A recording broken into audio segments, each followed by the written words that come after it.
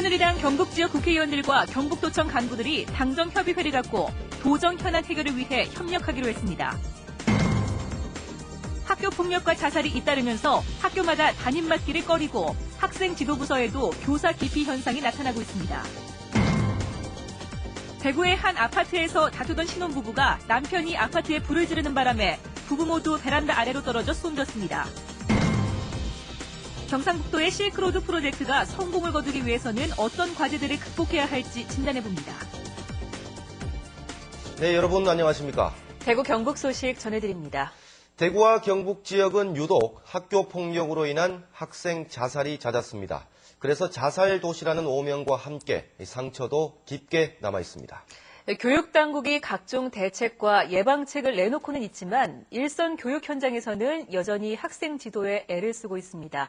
지금 학교에서 어떤 일이 벌어지고 있는지 금교신 기자가 취재했습니다. 대구 시내 A중학교에서 한 교사는 화장을 짙게 한 여학생을 적발해 화장품이 든 가방을 압수했다가 가방을 돌려주지 않으면 자살해버리겠다는 말을 들어야 했습니다. B중학교에서는 시험 시간에 부정행위를 하다 적발당한 학생이 자신의 깨끗함을 자살로 증명하겠다는 말을 교사에게 했습니다. C중학교의 한 교사는 학생과 상담을 하면서 몇 가지 고칠 점을 충고했다가 해당 학생이 선생님이 자신을 싫어해 유서를 쓰고 자살하겠다고 친구들에게 밝혔다는 말을 들어야 했습니다. 학생들이 자살을 들먹이며 교사들을 압박하는 수단으로 사용하는 어처구니 없는 일이 벌어지고 있는 것입니다. A에서 일단 그런 말이 나오면 선생님들은 무조건 이제 정지 상태가 되는 거지. 그리고 조금씩 이제 낮추는 거죠. 말 한마디 하는 게 정말 어렵다니까요. 이 때문에 일선 학교에서는 학생 체벌도 쉽지 않은 상황에서 특정 학년의 담임이나 학생부장 등 학생을 지도하는 부분의 교사 기피 현상이 극심해지고 있습니다. 교육당국은 지도교사의 수업을 줄이거나 승진 인센티브까지 내걸고 있지만 교사들은 자살까지 언급하는 학생들을 지도하는 것에 큰 부담을 느끼고 있습니다.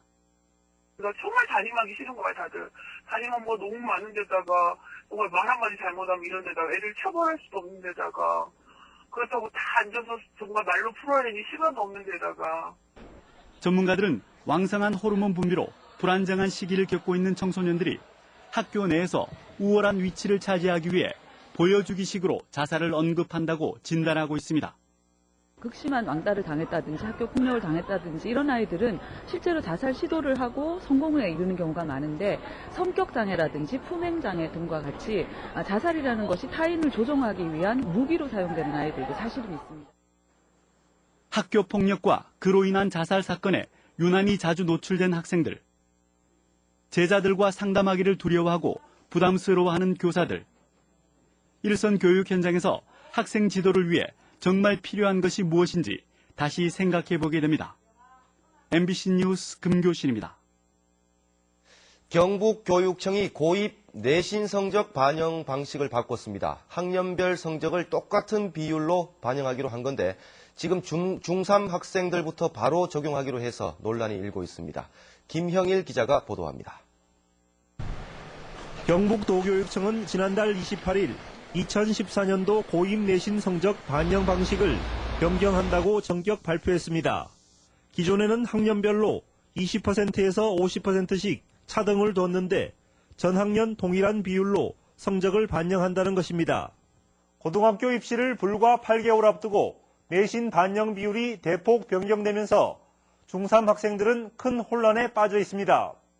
특히 비평준화 지역 학생들은 큰 영향을 받을 수밖에 없습니다. 이렇게 졸속적으로 발표하고 시행하겠다고 하는 교육청의 태도에 화가 나고요. 특히 비평준화 지역에 해당 학생들, 학부모들은 지금 말도 할 수 없는 그런 혼란에 빠져 있습니다. 정교조는 2만 4천여 명의 중3 학생들에게 영향을 미치는 내신 전형 방식을 일방적으로 졸속 결정했다며 반발하고 있습니다. 도교육청 입시전형위원회에서 일방적이고 졸속적으로 지금 결정된 상황입니다. 지금 고입 전형의 시행을 보류하고요. 바람직한 방향으로 입시 제도를 변경해야 된다고 생각합니다. 반면 도교육청은 2009년 교육과정 개편으로 학년별 과목 이수 시간이 학교별로 자율적으로 결정되기 때문에 어쩔 수 없다는 입장입니다. 예를 들어 예능 과목의 경우도 학교별로 수업 시간 배분에 따라 큰 차이가 있어 학년별 내신 비율을 동일하게 해야 된다고 밝혔습니다. 학년의 의미가 별로 없이 교육과정 전체가 중학교 전체를 하나의 학년군으로 보기 때문에 동일 비율 적용하는 것이 합당하다고. 그런데 도교육청은 현재 중학교 2학년생의 고입 내신 전형도 평가 방식이 달라졌다며 또다시 수정할 계획입니다. 한치 앞도 내다볼 수 없는 입시 정책에 학생들과 학부모들이 갈피를 잡지 못한 채 혼란을 겪고 있습니다. MBC 뉴스 김향일입니다.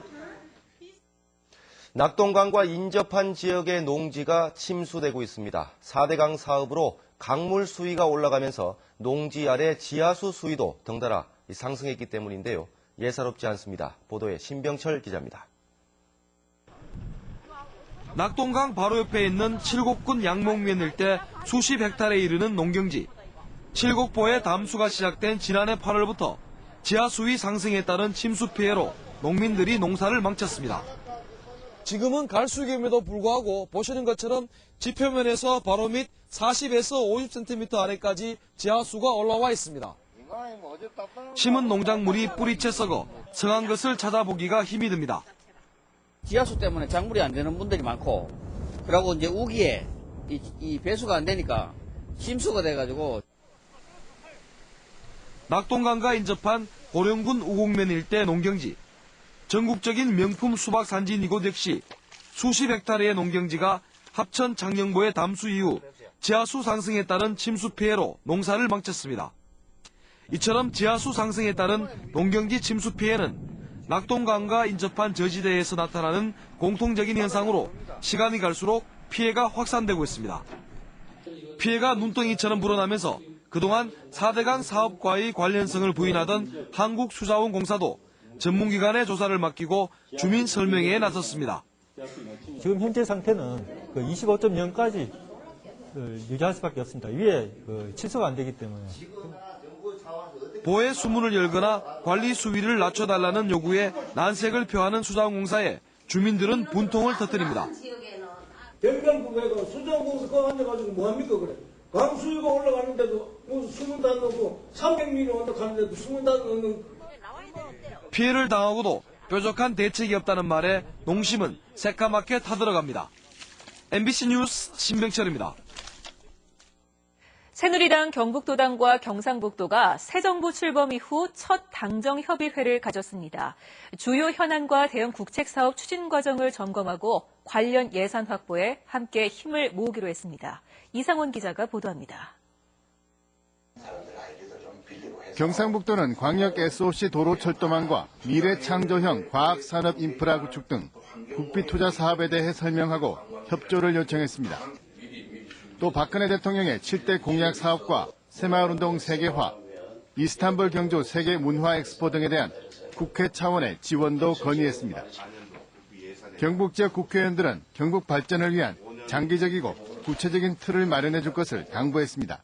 대구 경북을 크게 이끌어갈 그런 대형 있던 그런 구상과 그런 프로젝트들이 잘 안 보인다. 특히 경북이 앞으로 10년, 20년 쭉 이렇게 끌고 갈 그런 사업 발굴이 좀 활발하게 좀 돼야 되지 않겠나. 신공항 추진도 당정이 함께 대응하기로 하는 등 주요 현안 추진과 관련 예산 마련에 함께 힘을 모으기로 했습니다. 새로운 경북 발전의 틀을 만드는데 많은 의견이 모아졌습니다. 그리고 또 신공항 문제도 구체화할 단계에 같이 협의를 해서 중앙과 지방이 새로 협력하는 그런 모습들을 확인을 했고, 상임위에 해당되는 안건은 우리 국회의원들이 또 서로 책임을 가지고 또 도청과 잘 협의를 해서 추진하기로 그렇게 결정을 했습니다. 새 정부 초기 산적한 현안을 조기에 해결하려는 경상북도 행보가 본격화되는 가운데 예산 확보 등 힘을 실어줘야 하는 정치권의 역할에 거는 기대감도 높아지고 있습니다. MBC 뉴스 이상훈입니다. 오늘 새벽 대구의 한 아파트에서 부부싸움 도중 불이 나 이곳에 살고 있던 신혼부부가 13층에서 떨어져 숨졌습니다. 도성진 기자가 보도합니다. 대구시 달성군에 있는 한 아파트 13층. 소파, 가전제품 할 것 없이 시커먼 형체만 남긴 채 모두 타버렸습니다. 오늘 새벽 2시 40분쯤 40살 김모 씨 부부가 부부싸움을 하던 중 갑자기 불길이 치솟았습니다. 김 씨 동생의 결혼 자금을 마련하기 위해 부모 명의의 아파트를 판 것을 두고 다투다 김 씨가 소파에 불을 지른 것으로 경찰은 보고 있습니다. 결혼한 지 이제 6개월밖에 안 됐는데 나가야 되잖아요. 예, 그렇죠. 그러니까 이제 부부 사이에 이런 문제로 이제 평소에 부부 싸움이 있었고 홧김에 이제 남편이 소파에 불을 냈다. 소파에 붙은 불은 10분도 안 돼 거실 전체로 번졌고 부부는 2시 50분쯤 1층 화단에 떨어져 숨진 채 발견됐습니다. 두 사람 다 얼굴, 손, 머리카락 이런데 약 1조 화상 정도를 입었어요. 연기하고 막 이런데 심하게 나니까 둘이서 뛰어내렸다고 그렇게 보입니다. 현장 감식을 한 경찰은 사체를 부검해 정확한 사인을 밝힐 예정입니다. MBC 뉴스 도성진입니다. 오늘 14일 일요일에 열리는 대구 국제 마라톤 대회로 14일 새벽 5시 반에서 오후 1시 반 사이 대구 시내버스 81개 노선이 달구벌대로나 신천대로 등으로 돌아갑니다. 대구시는 경기가 끝난 뒤에도 정상 운행될 때까지 시간이 많이 걸릴 것으로 보인다며 시민들의 협조를 당부했습니다. 대구의료원 노사가 11년 연속으로 노사평화선언문 조인식을 갖고 2013년도 임단협을 무교섭 타결하기로 결의하는 한편 공공의료의 새로운 가치 창출을 위해 최선을 다하기로 약속했습니다. 네, 경상북도가 추진하고 있는 코리아 실크로드 프로젝트를 알아보는 연속 기획 뉴스. 오늘은 이 마지막 순서로 프로젝트가 성공하기 위해서 어떤 과제들을 풀어야 할지 박재영 기자가 짚어봤습니다.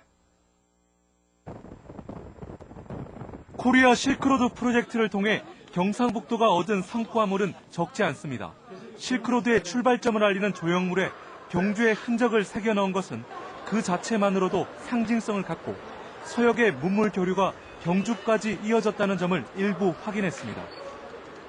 지역기업의 수출 계약 같은 경제적 부가가치 창출과 자매 결연을 통한 우호 협력 등의 실속도 챙겼습니다.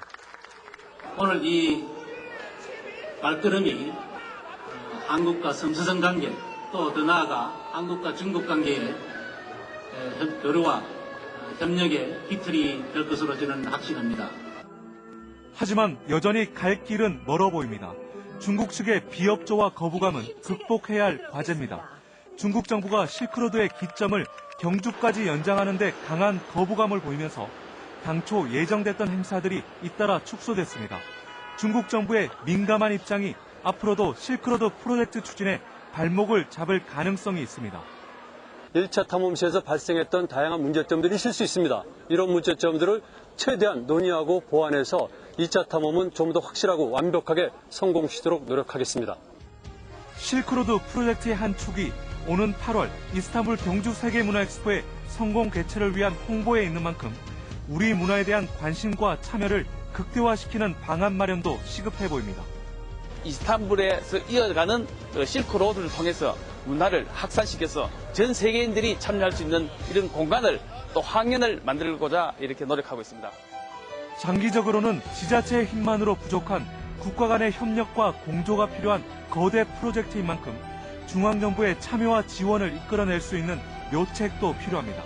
오랜 기간에 걸친 연구와 고증을 통해 실크로드 프로젝트의 당위성과 필요성 등을 대내외에 설득하는 과정도 험난해 보입니다.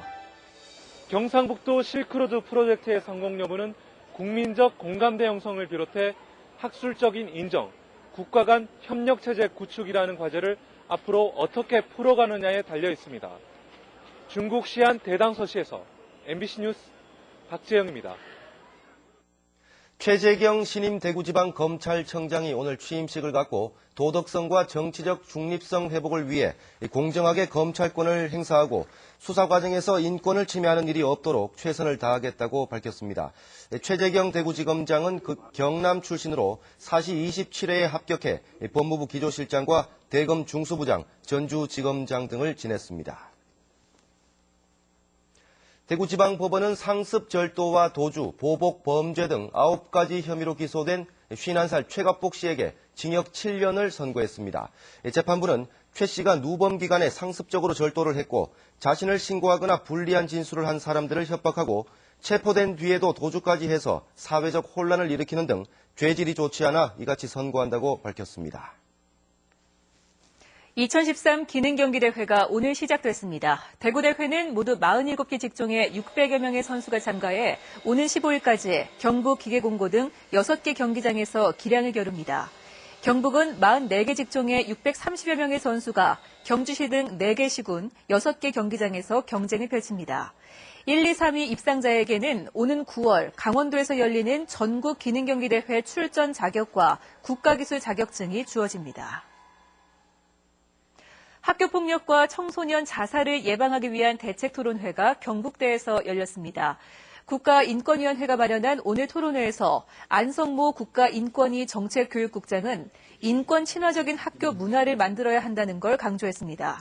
토론회에 참석한 교수와 교사, 학부모도 현재 시행 중인 학교폭력과 자살 예방 대책의 실효성을 재검토하면서 지역사회가 방관자의 입장이 아닌 학교폭력 방어자로서 적극 나서야 한다는 데 의견을 모았습니다.